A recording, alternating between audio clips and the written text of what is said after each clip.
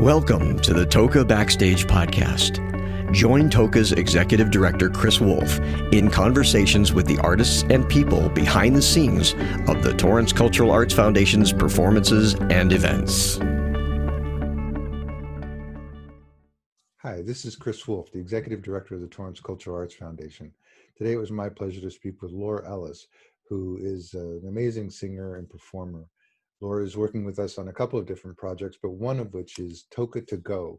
This is a new project where we can actually send a performer to your house, your office for a special occasion, or you can send a song to a loved one or a coworker, friend, whatever, just as a way to keep the arts alive and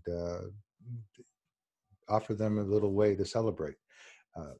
This is Toca's way to help support the performing artists who are pretty hit pretty hard with the COVID pandemic. And so we're hoping you'll take advantage of these great opportunities. So check out our website, torrancearts.org, to learn all about Toca to Go. And in the meantime, you can listen to this interview with Laura about not only that, but also another project that she has coming out, which we're really excited about. So please welcome Laura Ellis. I'm honored to have Laura Ellis here. Thank you for joining me today, Laura. Thank you for having me. I'm excited to be here. So a couple of things. First of all, people should know that we've had the honor of presenting you a couple of times in Torrance. Yes. Once in the cabaret space and once in the Armstrong. And you have a couple of different shows which are kind of fun. One was the Femme Fatale. Yes. And you have a jazz show, and then you have the Kit and the Kat show, and your most recent show is the One Hit Wonders. Yes. Your genre of music that you cover kind of runs the gamut from like 50s and doo-wop to modern. Do you have a preference of style of music that you do? It depends on what mood I'm in, but I really enjoy, lately I really enjoy the 50s and 60s the most. I love singing rock and roll, and I don't get a chance to do that as much as I'd like to, but it's a lot of fun. But I grew up listening to all that music. I grew up listening to 40s and 50s, 60s singers, and they had the most impression on me. So I think that's why I still enjoy that so much. Cool. Now, we're in the process of working out bringing you back next year for a new project that yes, we're all really excited about. Me too. But before we get there, we have this new thing that we're doing called Toca to Go, Yes. which gives people the opportunity for them to either have a performer go to someone's house as a present, or just even for themselves to do a song, or they can have the performer create a video specifically for like an anniversary gift or birthday gift or Father's Day gift. And I'm curious, since you're one of the performers that will be making that trek, is this something that you're excited about? How do you feel about it? I'm very excited about it. I've been doing some of the personalized videos for people, and I'm just really excited about that because when you're still trying to social distance, we're missing out on all these celebrations, and it's such a personal, lovely way to send music to someone you love, to express a celebration or to mark an event. So I'm really excited about that, and hoping that your folks will be excited about that too. And the performances. I mean, who doesn't miss seeing live performances? I've done some Zooming or live streaming, and it's fine, but it's just not the same, because to me, it's all about the connection with the audience. It's all about, what we're experiencing together. And, I'm doing the live streams. It's fun in its own way, but I really miss the connection with people. So I'm excited to at least give them a little taste of being back in the theater, but on their lawn. Well, and yeah, and that's the thing about this program that we're doing is that, I mean, people, because we actually have you, we have Janet Klein who will do the videos. We also have Fantastic. taiko performers who can go to people's homes, but there really is a sense of, I don't know, like you said, connection when it's live in front of people, right in front of you, Yes. that you can't get on video. And it's, I don't know, I can never explain it. I try to, but it's what do you think creates that? What do you think that, forgive the trite expression, but what do you think is that magic that sort of happens? I don't know. I think it's very primal in a way. We're meant to be connected, and this is lovely. I love talking to you and seeing your face right now, but there is something in between us.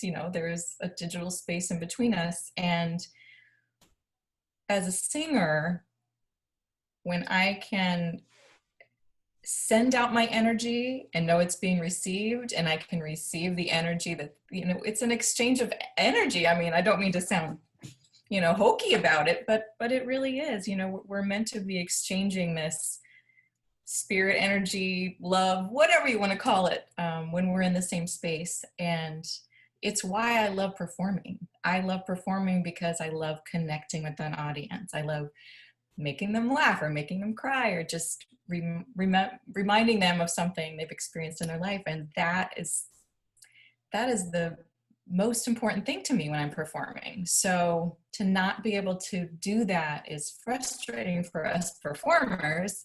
So I'm just thrilled that we can even from a distance be able to bring a little bit of that to people. Well, and I think that's sort of what, I mean, this whole COVID thing has really affected. Well, it affected Toca because we had to cancel like 10 shows. Our annual fundraiser in June was canceled. We had some concerts scheduled for July and August that we're still unsure about at this time.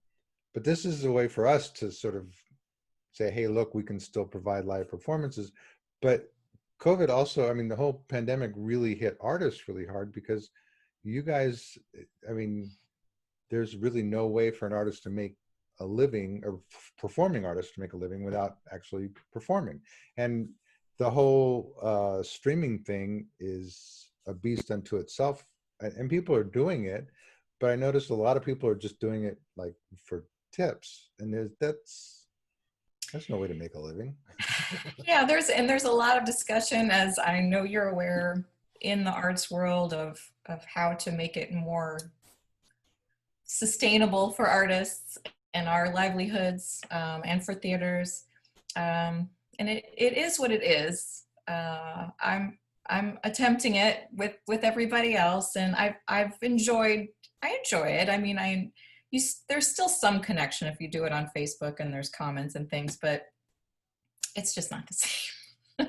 No, It's just not the same. So I'm trying to pivot and think of ways to use the gifts I have,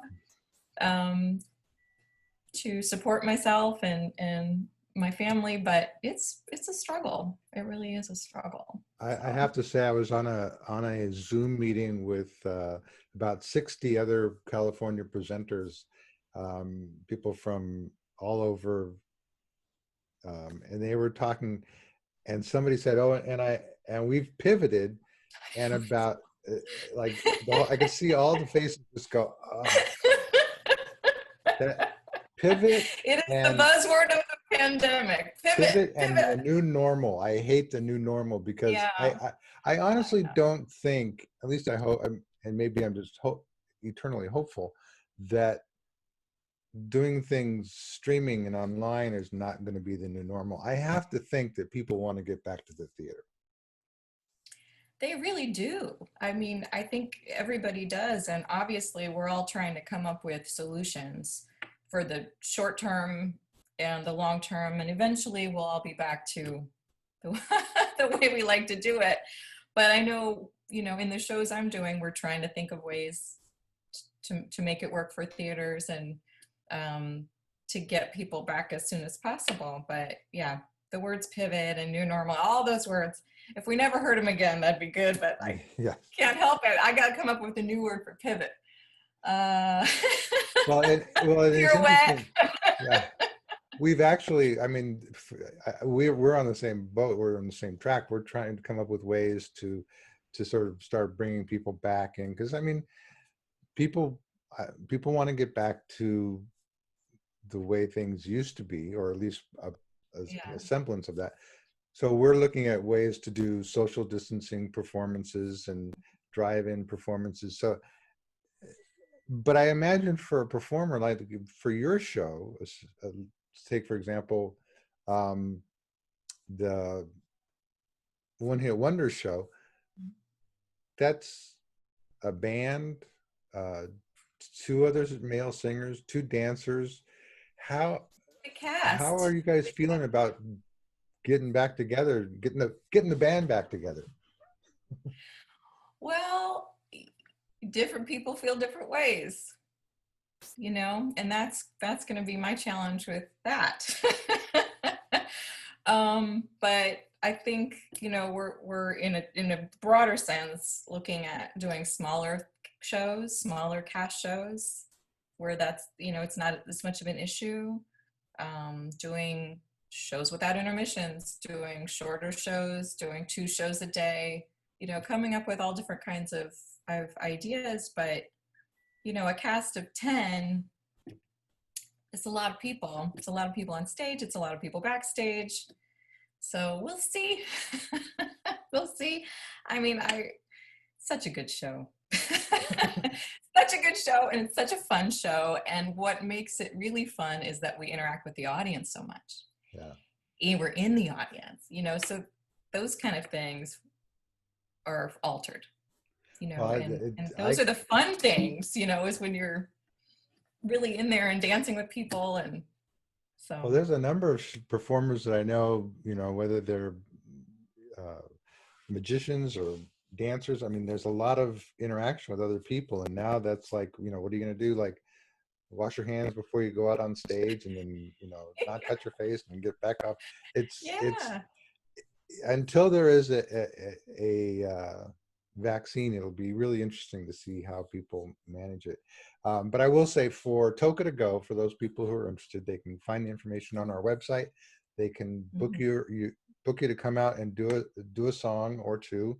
And I love the fact that you give a list of songs, and that list literally is like really extensive.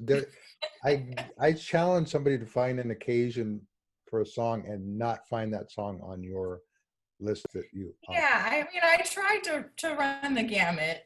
Obviously, I specialize in, 40s, 50s, 60s music, but I tried to include as much as I could, that's portable, that's Yes. portable or easy to do without everyone. So yes, I think there's something for everyone.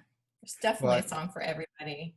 and people should know that when you if they have you come out, it is again social distance.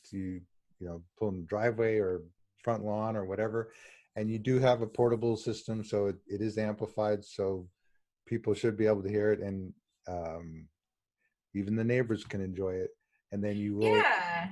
you'll give a special message, whatever the sender asks you to send. So it's I think I'm really excited about this. I think it'll be fun, and it's a way for us to help support artists, because we can't do what we do without you guys. Well, and I appreciate this so much on so many levels.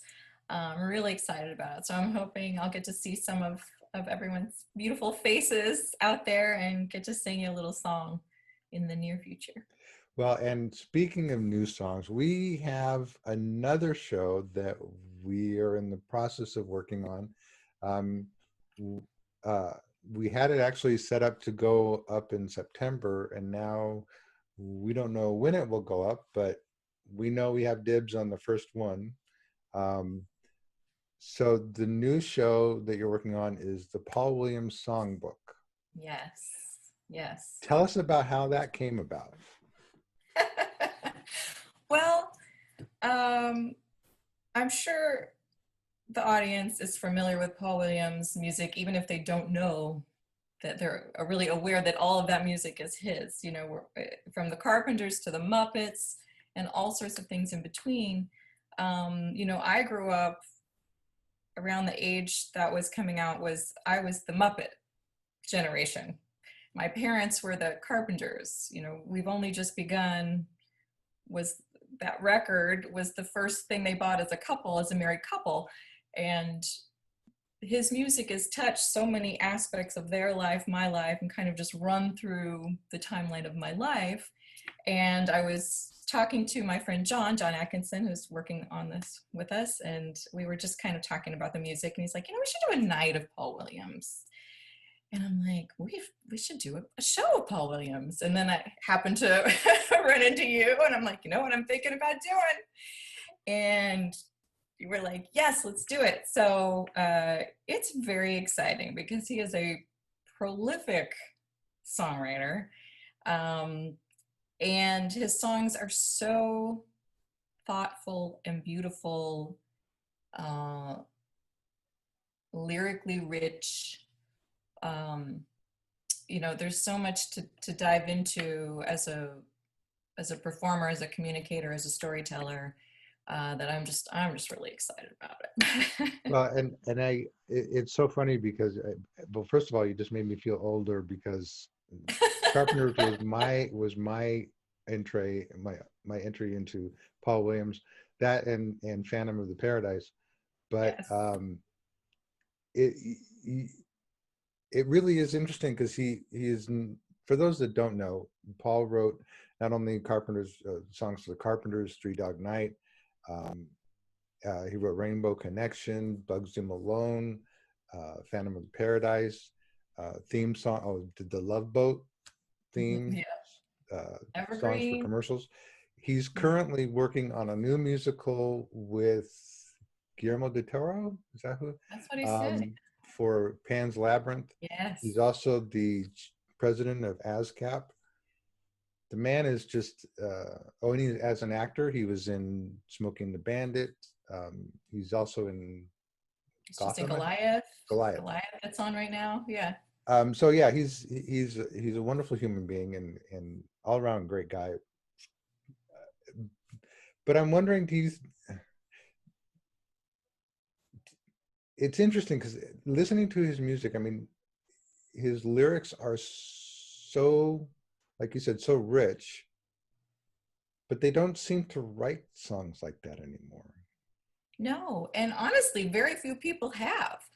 And I hard pressed to find a songwriter who, as I was saying before, could touch so many ages in the same span of time, you know, which I find interesting, that it could speak to a child as much as it speaks to adults.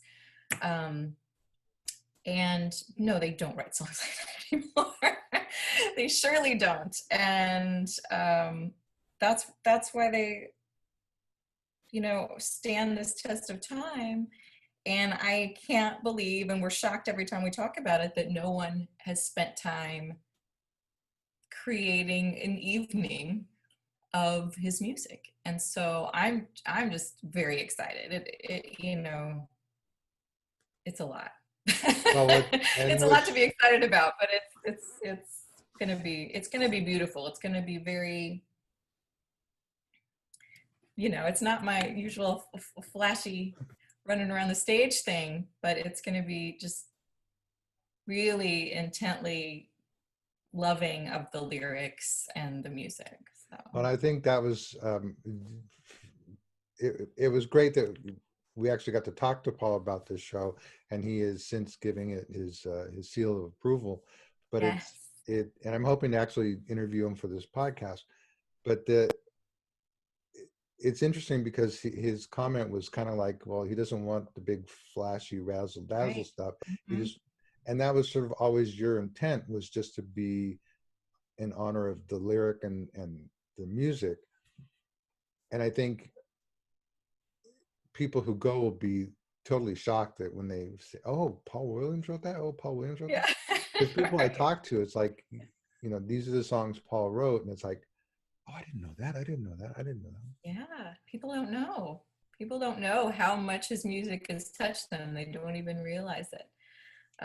But yeah, it was interesting. He did say that. I don't want the big flashy thing. And even vocally, he told me it's not about these, these big notes and the big voice that's so popular now, and that the not trap, but the trend, of everything's got to be big and uh, which is it's its own fabulous thing.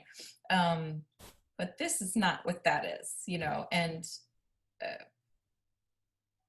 with my intention of always being, storyteller, communicator first, it's like such a joy to have such beautiful stories to tell, Yeah.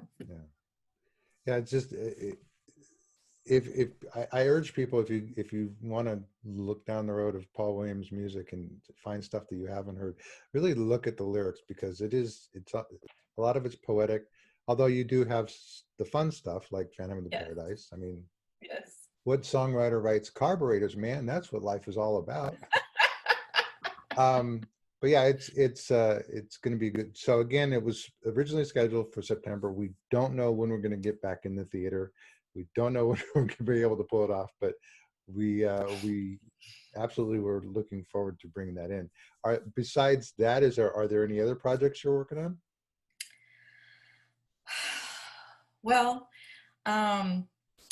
not saying that P word, I am trying to craft something that is small, that I think will be involving the women of the 60s, the female singers of the 60s. But I don't have too much crafted on that yet, but it's Don't worry, I something that won't I'm tell you. looking at. And I won't tell your agent, and so she yeah, won't. don't tell me that, she won't know. That's the main thing, and because we're still working on this and getting excited about it, and seeing what the future holds.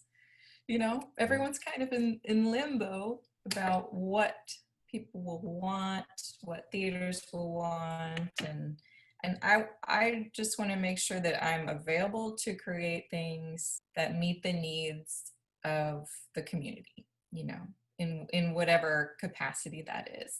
And so that's why, Toca to Grow is fantastic, because it's a little bit of art comes to your door. If we can do, a smaller show, shorter show, those kind of things. You got to know that artists are working very hard and theaters are working very hard to try to make this happen for communities, because we know that everyone is missing it, and we need it. Yeah, We need it now more than ever. We need to be able to express what we're feeling, and come together and love each other, and all this stuff. So rest assured, we're working to try to make that happen. Well, I mean, for me, I know my day consists of a lot of Zoom meetings and a lot of webinars, and trying to find out, well, what's happening with this and that, and responding to emails and talking to agents. But for artists, I have to imagine it's even more sitting on pins and needles, because you have to think, okay, here's what I do. This is what I can do, and how can I make that fit and still make a living at it? And that's the that's the $1 million question. Yeah, but we are trying, No, and I know, trying to come up with ways, but it is going to be, the great thing about artists is that they're creative. right. So if anyone can figure it out, we can. Yeah. And we're trying. I think a lot of it will have to do with just the way things are structured. Just still being able to give as much as we can, but just structuring in a way that's safe for everyone, and we can do it. Yes, you can. Well, thank you so much. I urge people to check out Toca to Go. Have Laura come out and sing a song for your anniversary, birthday party, Father's Day, or just for the heck of it. You can also have her send a video of a song with a special message read to your significant other, loved one, friend, coworker. And you can find all that information on our website. Thank you so much, Laura, for taking the time. I do appreciate it. Thank you, Chris, for just doing all of this and being who you are. Thank you. It's a tough job, but somebody's got to do it. We'll see you soon.